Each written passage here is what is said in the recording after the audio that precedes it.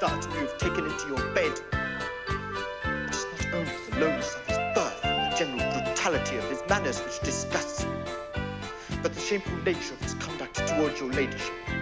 his brutal and ungentlemanlike behavior, his open infidelity, his shameless robberies and swindling of my property and yours. And as I cannot personally chastise this low-bred ruffian, and as I cannot bear to witness his treatment of you, and loathe his horrible society as if it were the plague, I have decided to leave my home and never return, at least during his detested life,